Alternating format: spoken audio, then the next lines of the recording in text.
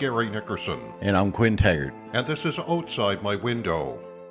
Most folks in the area will know Mile East Productions, or at least they'll know the principals, Rick Alwright and Candace Phibbs. They're an event planning organization, and they are touching a lot of different events and festivals that are in the area over the up and coming months. So we had a chance to sit down and chat with Rick Alwright about all of these events coming up and give us a little insight as to what's going on. 2024 is shaping up to be a really busy summer for Mile East Productions. And I mean, now that we're quote unquote post COVID, I think,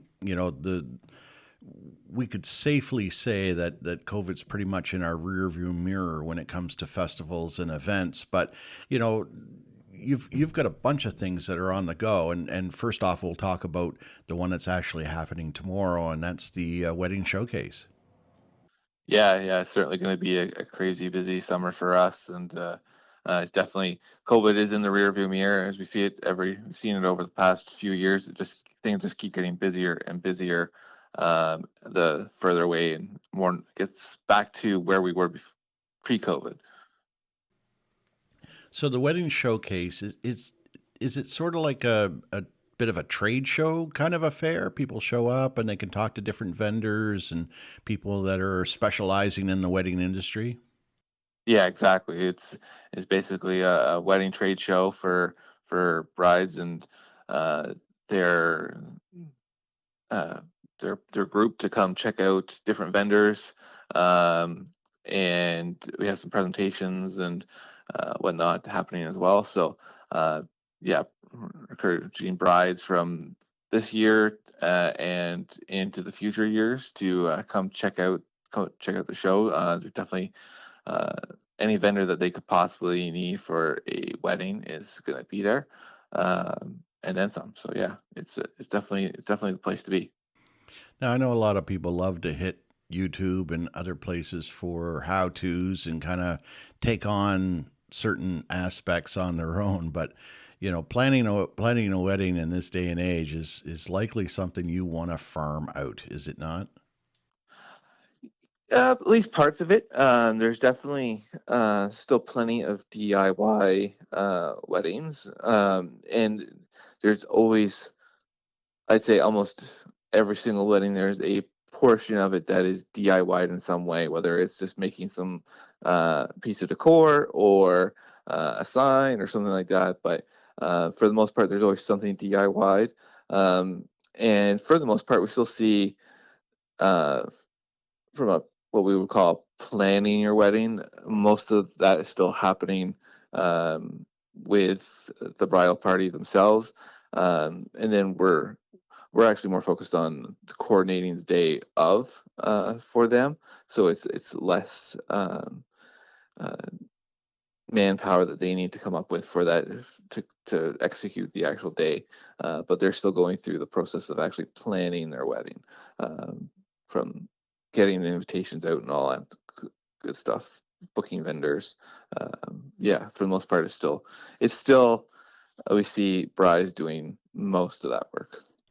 Now, I mean, it is the little things that kind of count when it comes to planning a successful day like that. I mean, the table settings, the ambiance, the decor, all of those elements. You guys handle that too, right? Yeah, we sure do. We have a big selection of decor, and we handle setups and uh, planning and design. So it's a huge piece of it, and something that can get overlooked easily. But it does go a long ways towards bringing that whole feeling together for and creating that vision that that couple has for their wedding. Now, locally, there's a few really niche venues that have kind of cropped up for weddings over the last little while. Are we seeing maybe a little bit of a influx of weddings into Yarmouth being, making us a bit of a destination wedding location, or is that just not happening? There's a little bit of it happening. We've seen definitely at the Rochelle U that there'll be brides and couples that come from Halifax and whatnot to have their wedding at that venue.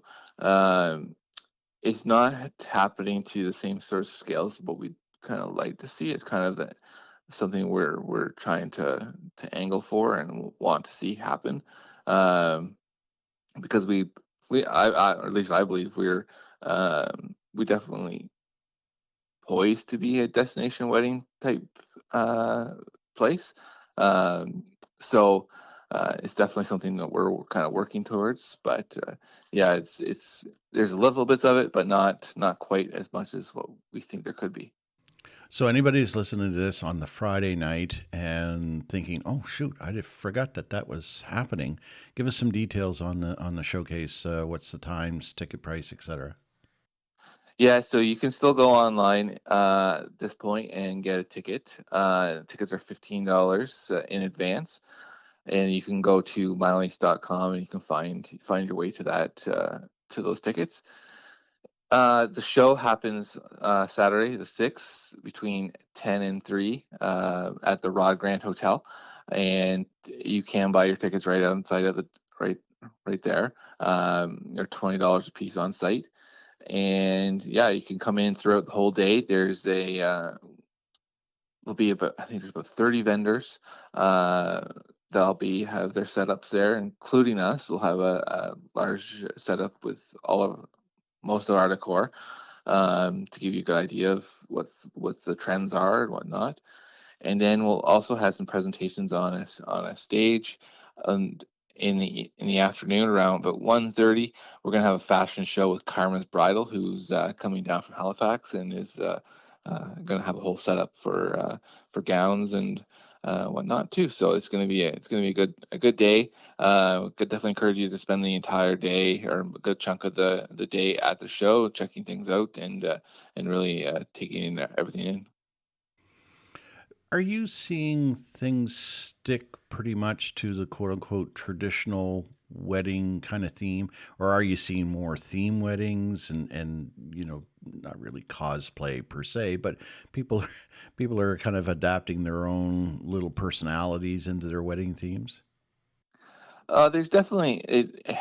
I would say it's still very traditional, but it's also we're seeing more and more of the um, unique things that kind of make a wedding that more special, that much more special, and um, to for the individuals and involved. It's um, yeah, we definitely are seeing more and more personalization. Um,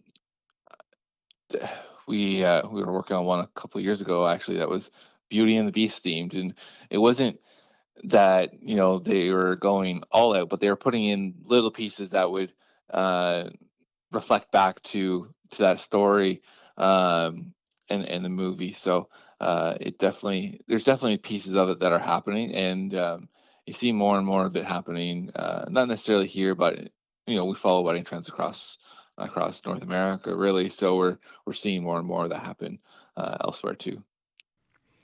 So next on the Mile East calendar is the Spring Living Show. Yes, yeah. I think we're into our seventh or eighth one now. It's definitely uh, a staple event for us at the beginning of May here. So yeah, it's coming together quite well for this year too. Now that's traditionally held at the Yarmouth Mariner Center, and I'm presuming that's exactly where it is again this year. Yep. So we'll take over again, just single rink at the Mariner Center, the big rink in the arenas, and we'll have a full trade show set up in there, um, with I think we're approaching about 60 different exhibitors. Um, and yeah, it's going to be another good weekend to come out and check out the entire show and definitely support Rotary Club and just see what's new. Have you got some presentations lined up? Usually you've got some demonstrations. Yep, there are some demonstrations that are in the works. I can't honestly remember exactly what all Candace has lined up there, but I know there's some gardening stuff, some presentations from Waste Check and the museum, Um, I I think we're working on a cooking demo. Um, yeah, so there'll be a few options to check out throughout the weekend, and yeah, definitely some great opportunities to uh, learn and get some new skills. Anything that kind of pops off the page from a vendor standpoint? We have hot tubs back again. The Hot Tub University at Halifax is back down for the show. So they're always a popular one. Tri County Tractor has another. Will have quite a presence with both uh, their tractors and equipment and ATVs and dirt bikes and that sort of stuff. Off road They're equipment with almost like an Yamaha. SUV nowadays, my Yeah, lord. they get there. And yeah, Top Line Industrial will be back again with mowers and all that good stuff. And uh, Yale Stove Shop's always a popular one for many people. And Ryan's Electrical too will have a big presence as well.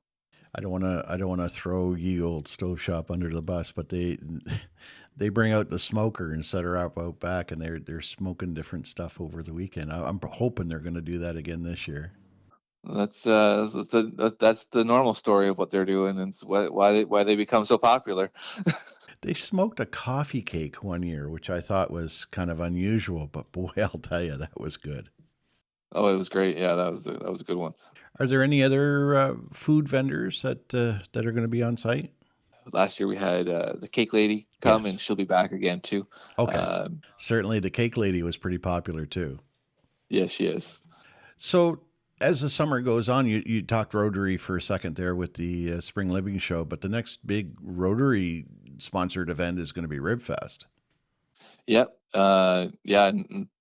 Ribfest again for this year. It's going to be beginning in July again, right in the normal rotation of the rivers that are in Atlantic Canada, and yeah, it's a huge fundraiser for Rotary and a big piece of the work that they do in the community. So and the money that they're able to give back to the community and to make some great projects happen. We had a chat with Linda DeVoe, so if anybody's interested in hearing a little bit more about where the money goes afterwards, and then just dial back in our channel and you'll find the interview. It was a few weeks back, but uh, you know, is this your third year, fourth year handling it as This Rotary? will be our third year. This will be our third year. Yes. S- So Yeah. what have you picked up from the last couple of years that you're hoping to apply to this year and just make it better each time? A lot of it just comes down to people movement, really, and making sure people are able to uh, get up to the rib trucks easily, able to find a bar easily, and that sort of thing. Um, it's a lot. It's just a lot about moving people through that site. Um, it's definitely a ton of work to get that sort of thing set up. So we're always looking to make things more streamlined too. There'll be a little bit of change this year with our how bar service works. Just running into some more restrictions around from the government around liquor. So we'll end up having a specific beer garden. Anyone will be able to go into it. It's just it'll have a certain capacity to it. So it's just yeah, just little things like that. Um, yeah, we keep seeing more and more interest in it from other vendors too. So, um, our site it poses challenges, but also opportunities at the same time. So, um, it'd be great to have another 5 to 10,000 square feet of area we could actually use, just to be able to create a little bit more space for everyone. But it also creates a great atmosphere in that venue as well. So And knock on wood, the weather's been relatively good for you guys. yeah, we've been fairly lucky. We've had some rain and stuff overnight, but that's not a big deal. And but we know eventually we'll hit a rain patch, but it's that's kind of just the nature of the beast, really. Well, people can drive up, pick up their stuff, and take off, right? I mean, Oh and yeah, still do yeah. takeout. I Oh mean, yeah. unless it's torrential or whatever. I mean, for the most part, they can still operate fairly well. They're sheltered in their spots, but Yeah, the rivers can operate for sure. The main thing that rain would affect for us is bar sales and drink sales. And our entertainment schedule would probably get a little adjusted as well, but based on that. Um, but yeah, it's an outdoor event. It's part of the risk, and we all accept that risk. entertainment wise, have you are you going back? Are you or going back? Sorry, are you sticking with the theme days kind of layout? Yeah, we are sticking with a theme days kind of layout. It's basically the same theme days too, I think. So yeah, there'll be the music that mostly fits the themes, but there's also we'll see bands from throughout the area play um, and providing entertainment for it. We'll have some kids entertainment as well on Sunday. Um, to go along with our family day, and we will be celebrating Acadian culture as well through Acadian Day on Saturday, and yeah, it's definitely a big piece of what this event is. And that's one of the things is being able to showcase local music. There's not as many venues for that. I realize a lot of the local establishments like Heritage and Boats Keg and so on will showcase local music as much as what they can do in the limited space they have available. But for a full size band, it's really tough to have any kind of a showcase. And unfortunately, with the coal shed taking a break, there's really not a lot out there. Yeah, it's definitely that opportunity for acts to get on stage and perform, who may not have the opportunity otherwise to go into that bar scene, is definitely limited, and we provide a little bit of that opportunity for sure. Definitely not as much as what the coal shed was able to do, but it's definitely something we keep an eye on doing. Absolutely, absolutely. And then next up for you in July as well is going to be the marathon, which is kind of cool. Yeah, so the Barrington Marathon, or it's the Nova Scotia Marathon in Barrington. Um, it we've been this will be again our third year working on that event with municipality, um, and that event continues to grow. It's for an event of kind of that caliber to happen in rural Nova Scotia. Is definitely something that people look forward to. Is something that runners from across really the continent will work towards. It's one of the last events to be able to qualify for the Boston Marathon. So we see a lot of uh, runners coming to Barrington to try and qualify at that event. It's also one of the flattest courses you'll ever find, so it does definitely become something that uh, if someone's looking to qualify and they haven't qualified yet, they'll a lot of them will take the opportunity to get to Barrington to have that chance. So yeah, it's always a great weekend.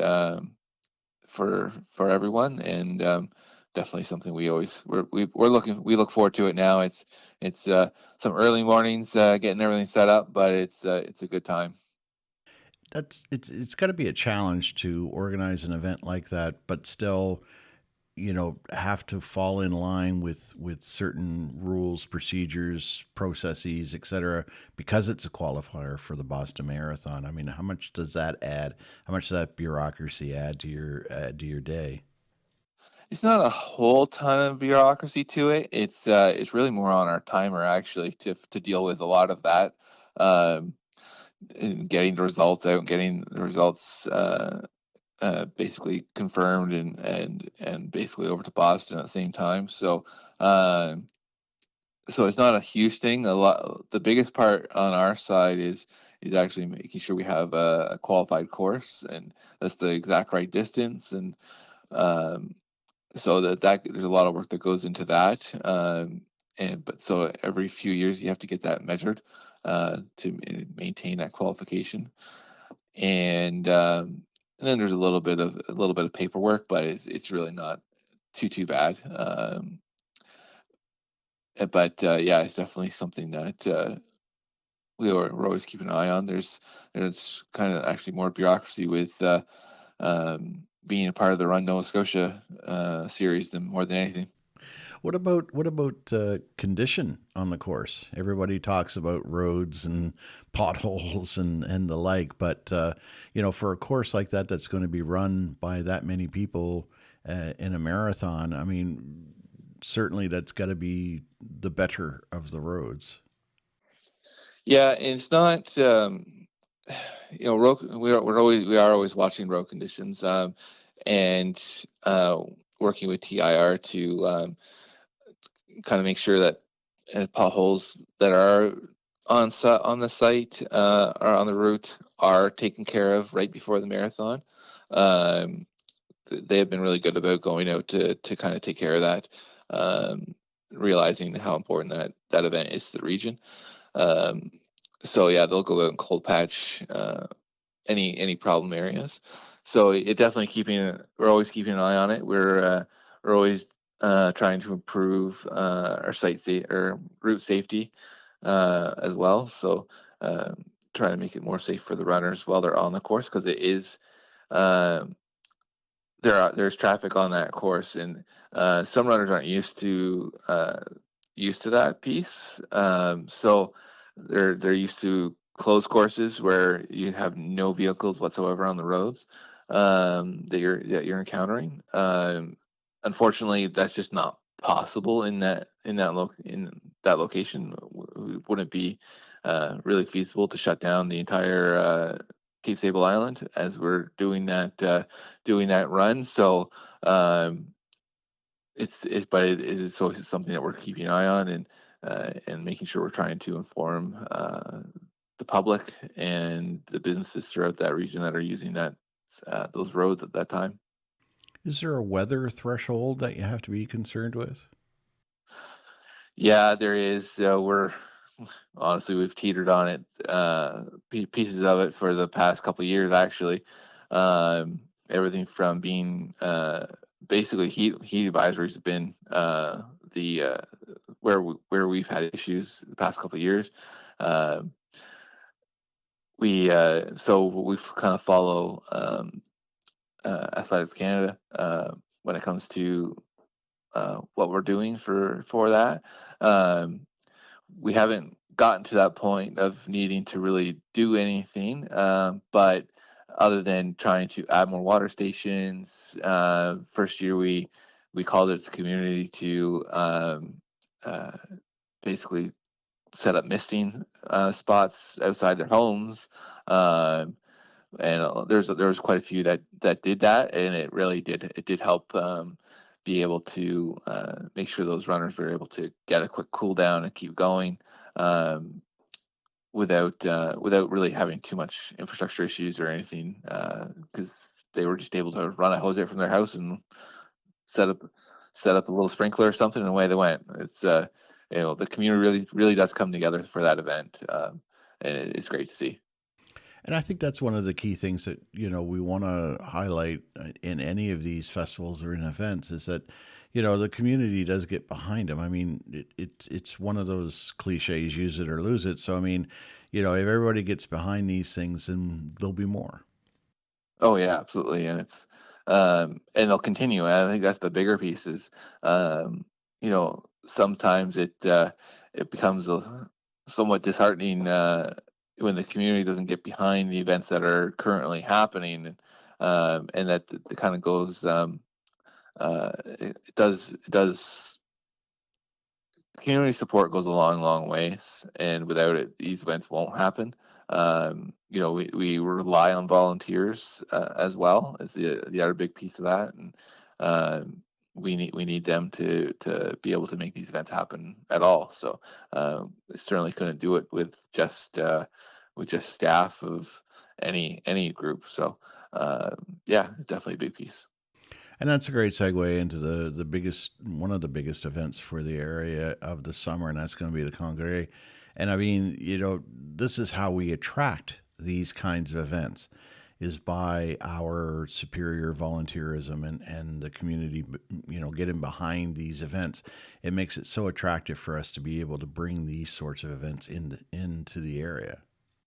For sure. Yeah, it does yeah, all everything that we do kind of leads up to these bigger events, and Congress is definitely probably uh, the biggest that we will ever see come to this area. I would say it is massive. The main events that are going to be happening is one thing. It's all the side events. It's all the family reunions and the kitchen parties and the whole atmosphere that's going to be in the area over the course. And yes, it's predominantly a French and Acadian get together, but hey, kitchen party is a kitchen party.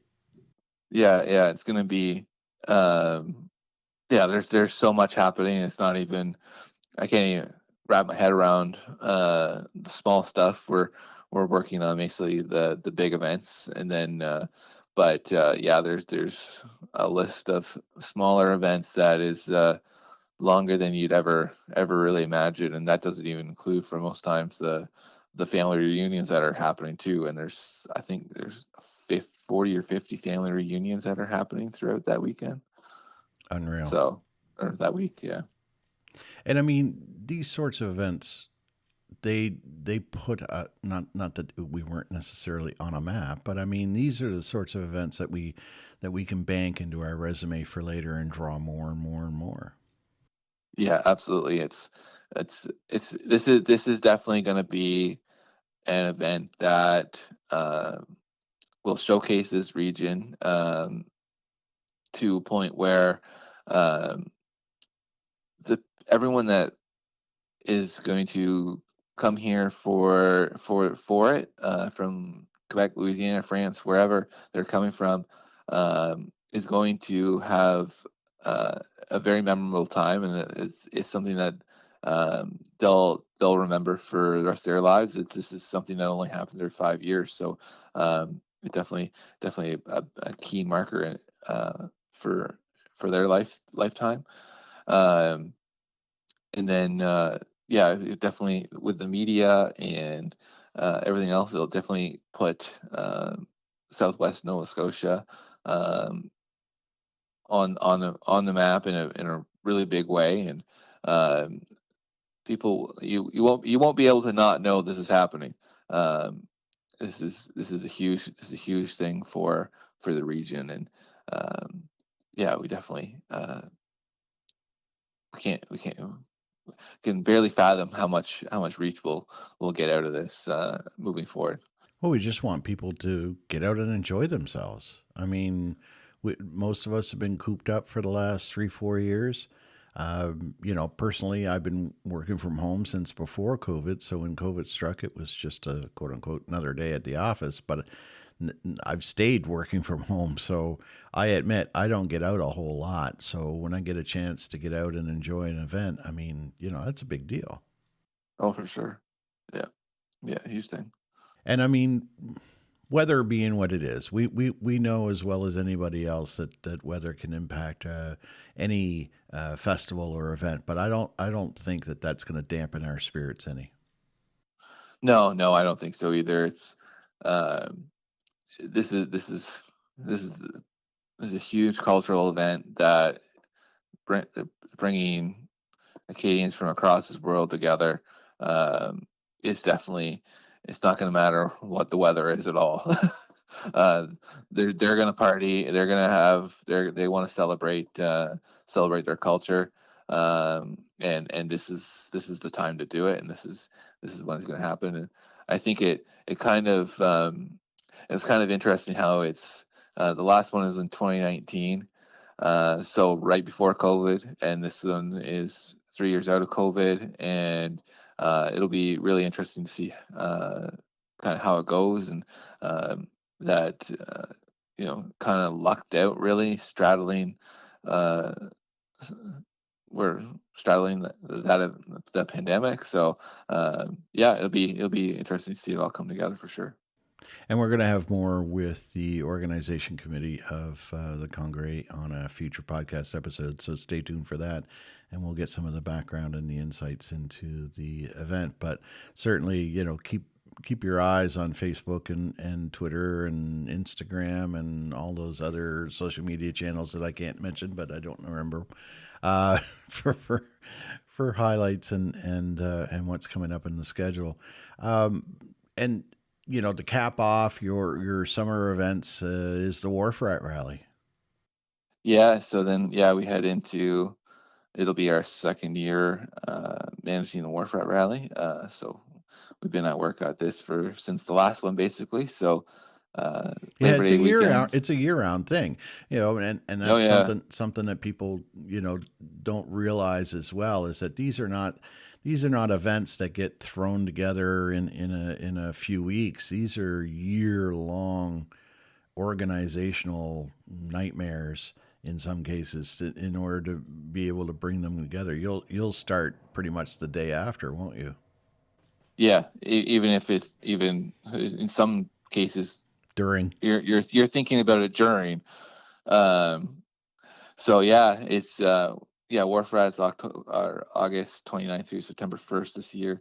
It's the 20th anniversary of the rally too. So it's definitely a big one for the event, and we're kind of pushing it as a reunion type event. If you've ever been to the rally, this is the year to come back and celebrate the 20th with us. So we're looking forward to it. We learned a lot last year, and as we went through it, and we're excited to be working on the event again, and to be there for the 20th. Now, I know last year was kind of like your first poke at it, and although it had been in operation for 18 years before you had a chance to take the reins, but what did you learn from last year that you're looking to apply to this year? And like I said earlier, a lot of people movement things. So we're redesigning our vendor layout a little bit on both Admiral's Walk and in the marina. We want to adjust the bar setup a little bit. It's just to make it a little more. It's kind of a weird thing of the bar beer garden area didn't include the stage, so you couldn't dance in front of the stage with a beer. So that's that kind of sucks. So it's a lot about making things smoother. The event has been running for 18 years, and there is history there of how things have gone and how things have always been done. And then it's just a little bit of, well, how can we make this better and easier? It's like anything, any organization. We were talking volunteers earlier. Volunteers are becoming a harder and harder group to get a hold of and acquire. So, and this event's no different. We've have an 18-year history, but we have a significantly aging demographic around this event. So the volunteers that have typically supported it are definitely older, and the attendees are older too now. So we're looking to create some new engaging things that will drive interest from a younger demographic, and looking to try and drive younger volunteers to the event as well to get engaged and to help out, because this event requires at least 150 volunteers throughout the weekend, so it's huge. It's a huge piece. Yeah, when you're looking at recruiting the volunteers in, I mean, people think, oh, well, I don't know anything about motorcycles, or I don't know anything about curling, or I don't know anything about French language or French culture, but I mean, everybody has a little something to give and put in skill wise, even if it is just time. Yeah, exactly. And it's not necessarily about knowing anything about what the actual competition or the event actually really is. That there's always a role to play. There's everyone has a skill set that can be put to work on these events. Um, everyone has a certain set of skills that um, is valuable to an event. So like if you've ever worked in a restaurant, well, you know about service, you know about how to talk to people, how to greet people. That goes a long ways. Maybe you used to work in a bar at some point. Well, there are multiple. All of these events have bars that we're running. Like, why don't you come serve for a day? And you probably even have remember some of that training and whatnot from your past that will help do that. And a lot of this is just about being a friendly face, and a lot of times, and this you can learn whatever you need to learn in order to perform the task pretty quickly. It's really about you being a friendly face and someone who wants to just be there and be a part of it. And you're an ambassador of sorts for the area as well, because you get a lot of people coming in from outside. So, just having a general knowledge of the area and places to see, places to eat, things to go look at, what's in the area for museums and attractions and the like, that little bit of knowledge can go a long way when you're trying to, welcome people into the area. Yeah, absolutely. It does go a long ways, and everyone that's from away is looking for those sorts of suggestions, and they are looking to connect with locals and um, in whatever kind of way that makes sense for them. So, we're looking. We want anyone. Or we'll literally take anyone that wants to be a volunteer to be part of these events, because we want they locals are what makes these events happen. Volunteers are what makes these events happen, and what brings life to these events. Um, it's we can do all the organization in the world, but if we don't have the people to execute and the people that bring the life to the event, which are volunteers and our attendees, then we got nothing. Um, As the cliche goes, I mean, more hands make light work. So, you're not looking for your volunteers to cart, 3, 4 days of 12-hour shifts and go home so wagged out you can't get up the next day. That's not the way it works. we're not That we're not looking for that, but no. we definitely have those who will do Oh, that. no, absolutely. There are those you cannot send home because they just won't go. Yeah, yeah. But for the most part, I mean, that's what the scheduling's all about. If you've got 100 volunteers, you only need 50 to run a day. You just shift them out and roll them around. You don't have to commit, your life history into an event like this. Come in, put in some hours here and there, and everybody benefits. Yeah, exactly. Like, and a lot of the times when we're doing shifts, and when most volunteer managers basically are putting shifts together, they're looking at that 3 to 4 hour range for a shift. Uh, that's that's the kind of commitment that we're looking for on any given volunteer. Like, if you can come in and you do 3 hours one day, and a couple days later you can come in and do another 3 or 4 hour shift, great. Love it. No, not a problem. That's what we need. Um, we're not we are not looking for everyone to pull off uh, 3 or 4 days of 12-hour shifts or more. Um, this is, you know, we're happy to have those individuals, and um, they definitely create a lot of relief on our end when they do that sort of thing. But um, it's there's the commitment doesn't have to is not all that high to just get involved and have that little bit of engagement with these events. And I would say to any younger person, and I put myself in that demographic. I'm only 36. Like, um, if you're in this community, if you're new to this community, to take a little bit of time out of your day to get engaged with one of these events, and just come out and learn a little bit and meet some new people. And this is how I got engaged in the community as come from away, was doing a little bit of volunteer work. So and it goes a long ways uh, to to learning about the community, and making connections.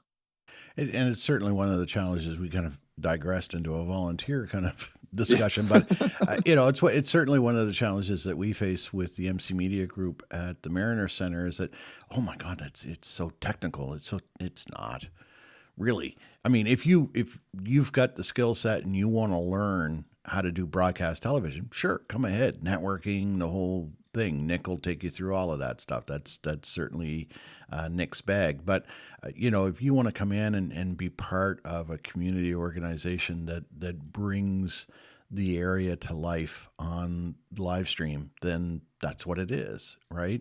I could show you how to operate a camera and do hockey in about 30 seconds. That's a little bit of an exaggeration, but the idea is to play with it and you'll learn as you go. But it's not like that. We between Nick and I, we handle the technical stuff more Nick than me. But the idea is that we want people to come out and have fun. And when I was volunteering with Viking Cable back in the day, there I just dated myself. But we had three tenets when we were dealing with volunteers. One is you have to appreciate people's time. They're giving their time, so you have to appreciate the fact that they are giving time. Two, you got to have fun with it. And the third one is that, well, if you're going to keep them out any longer than a certain amount of time, you got to feed them. So, but from our standpoint, coming out, and hockey is one of the big things with MC Media, and that's great. But we do so many other events that come up. Anything that goes on at the Mariner Center is a target for live streaming or in-house, video production. So we've done the gala and the business awards for the chamber. That wasn't live streamed, but it was in house, and then we have things like the exhibition that we've done in the past, and concerts and other things. We've done wrestling. We've done a wide variety of different things. But getting people to come out and just have fun. That's the key. That's the key. And you're right. It is a good way for people to learn about the area and what's going on. Just by coming out and volunteering for a few hours, you'll pick up tons. Yeah, yeah, exactly. A little bit goes a long way. Yeah. So, the Wharf Rat's going to kind of cap off the summer season for y'all. But in between all of that, you got about 50, 60, 70 weddings that you guys have to fit in along with everything else. That kind of kills all the weekends throughout your summer. So what do you do to decompress? I mean, once the season, quote unquote, is over, how do you guys recharge? Yeah. So this year at least, it's so we have weddings right through to the end of, or beginning of November, and then we are actually going to work with Nova Scotia Music Week again in Wolfville, and then we are immediately off to somewhere. Somewhere. to